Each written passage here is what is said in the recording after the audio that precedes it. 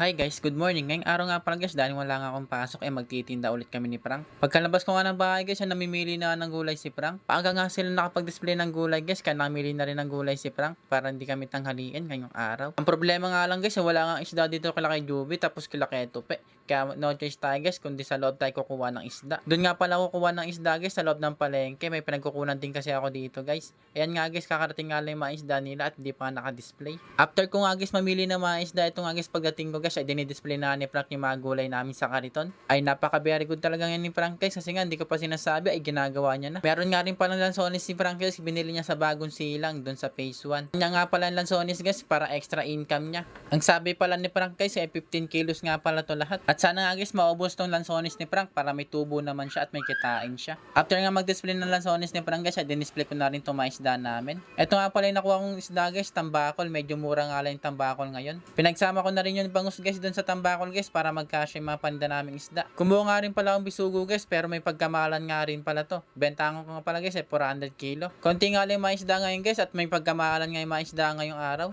May hipon nga rin pala ako guys, 2 kilo nga lang pala yung kinuha ko kasi medyo mahal nga. Ang bentahan ko nga pala dito guys ay 480 pesos or 460 pesos per kilo. Pagkatapos ko nga guys mag-display ng isda guys ay dumiretso na ako dito sa baboyan. Ang kinuha ko nga lang pala guys ay laman nga tapos pork chop. 4 na kilo lang yung kinuha ko guys kasi ngayon nakaraan nga dami kong tira na baboy, 2 kilo nga rin mahigit. Kaya ngayong araw guys, so controlling ko lang yung kukunin kong baboy kasi nga nakaraan madami tayong tira. Yung sakto nga lang guys yung mapapaubos natin ngayong araw. 1164 nga lang pala itong nakuha kong baboy guys, tapos dinisplay ko na sa kariton para makakalis na kami. Nandito na pala kami guys, naglalakad na kami sa kalsada at ito nga guys, maganda nga yung panahon ngayon kasi nga walang ulan ngayon. Nandito na pala kami guys sa Cecilia guys, may binamano agad kami, bumili sa amin ng gulay tapos lansones. Si ate nga pala guys, bumili sa amin ng gulay tapos kalating kilong lansones. Tapos si nanay naman guys, bumili nga sa amin ng 1 kilong lansones guys. Sabi kasi ni nanay guys, matamis nga daw yung lansones namin kaya bumili siya ng 1 kilo. Dito naman guys, bumili nga si nanay guys ng baboy guys, pangsigang nga daw niya to. Pinagchap-chap na rin sa akin ni nanay guys para hindi na daw siya magchap-chap tapos kumuha nga rin pala si nanay ng gulay. Naka 190 pesos nga rin pala dito si nanay guys, saktong-sakto guys, pang ulam na si nanay. Yung gulay nga lang pala na kinuha ni nanay guys, yung sitaw, okra at kangkong. Dito naman tayo sa mga suki natin guys, kumuha dito si ate guys 3 pirasong bisugo at pinalinis na rin sa akin. Tinanggalan ko lang mga palikpik-palikpik niya guys, tapos yung mga kaliskis niya. Tapos tinanggal ko na rin yung bituka at hasang. Tapos yung isang suki naman namin guys ay kumuha nga ng gulay tapos 1 pirasong bangus. At syempre guys, lilinisin natin yan tapos hiwain lang natin to ng ilang piraso. Ako na nag-estimate ng hiwa guys kasi nga sabi naman ni kuya ipangsigang nga daw niya to. Dito naman guys, may kumuha ulit sa amin ng 1 pirasong bangus. Siyempre, pinalinis na rin kay Frank. Tapos hiniwa niya na rin. At dito pa nga lang guys, mabili na yung bangus namin. Tapos nagbumili ulit sa amin dito guys, 1 pirasong bangus. Pinalinis na rin sa akin guys. Tinanggal ko na ng kaliskis. Ang bentahan nga pala namin ng bangus guys ay 240 pesos nga. Medyo may pagkamalan talaga guys kasi malang kuha ko. At hiniwa ko nga lang ito nakatamtaman guys. Ang sabi nga ni ate ay 5 pieces nga daw.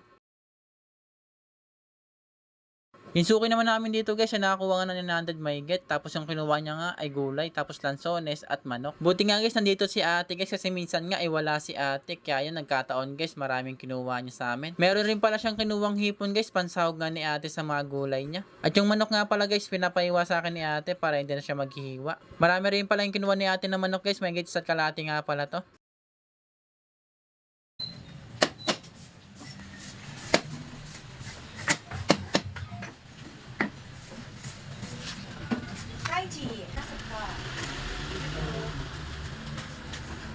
At dito naman guys, si tatay guys, kumuha sa amin ng pork chop, tapos 2 tambakol. Wala kang pambayad si tatay guys, kaya pinautang ko muna guys si tatay, sa Sabado na nga lang daw babayaran. Sa atin naman guys, wala kang problema, basta suki natin yan, walang problema talaga sa atin yan guys. Nagbabayad naman si tatay guys, kaya no problem sa atin yan guys. 500 nga pala sa akin na nakuha ni tatay guys, yung pork chop nga, tapos tambakol. Kung suki naman natin yan guys, walang problema kung uutang sila. Kasi nagbabayad naman sila guys. At dito nga guys, siniwa ko nga lang to na maliliit, yung tambakol ni tatay. Medyo mura nga lang yung tambakol na nakuha ko guys. Pero hindi mano yung katawan niya. Dito ka tayo, kunin mo na yan tay. Kuha ka ng plastic side to tayo. Baboy! Gulay, isda, manok, baboy! Gulay, isda, manok, baboy, lansones! Pagkatapos ko nga guys magtawag, ay bumili yung suki namin dito na 1 kilong lansones. Tinikman kasi ni suki guys yung lansones namin at nagustuhan niya daw kasi matamis nga. Ayun nga guys, kumuha yung suki namin na 1 kilong lansones. Dito naman guys yung suki namin guys ay kumuha ng 3 pirasong bangus. Pangdaing nga pala to guys. Nalinis na rin sa akin ni Suki guys. Tatanggalin ko nga lang yung mga palikpik nito. Tapos bituka niya at hasang. Iwain ko nga lang pala to guys sa gitna guys. Tapos tatanggalin ko lang yung bituka at hasang. Tatanggalin ko na rin pala yung malaking tinik niya guys para hindi masyadong matinik. At kumuha nga rin pala guys si Suki guys ng lansones kasi nagustuhan niya kasi nga matamis. At dito nga guys tatanggalin ko na yung malaking tinik niya. Ganyan nga lang pala yung magtanggal ng malalaking tinik guys sa bangus.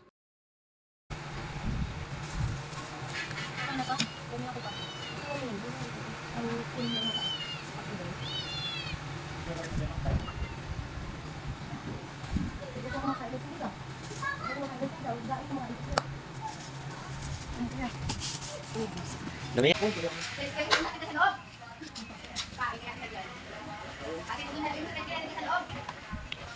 Okay na pa.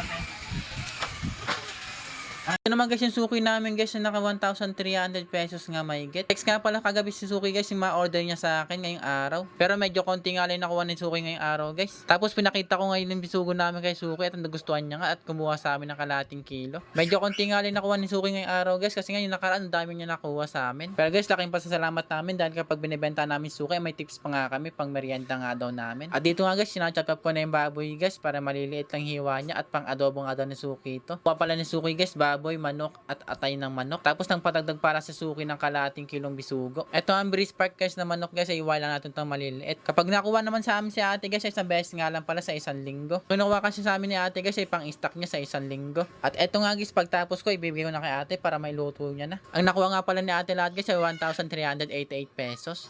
At uuwi na pala kami guys tapos natirahan kami ng 4 na piraso ng tambakol tapos konting hipon at bisugo. Tapos yung gulay naman namin guys ay konti na nga lang din. Kaya panigurado guys ay malaking tubo namin ngayong araw. At eto nga guys nandito na pala kami sa amin guys at pinatid ko na yung tira naming isda doon sa suki namin na kinuha na ko ng isda. At eto yung mga tira naming gulay guys. Tapos nagtira pala ako ng 1 piraso ng tambakol guys pang ulam namin ngayong araw. At pagkatapos nga guys maglista ng mga gulay guys ay babalik na nga to ni Frank. Para na nga rin guys makapagpahinga kami ng maaga guys. Pagkatapos naman ni Frank guys magbalik ng gulay eto nga guys linisan ni Frank yung kariton. At maraming salamat pala sa masuki namin guys na bumili sa amin ngayong araw guys. Dahil nga guys mabenta kami ngayong araw guys at panigurado may tutubuin naman kami kahit papano. Ayun lang guys, maraming salamat. Kita kita sa next video. Don't forget to like and share.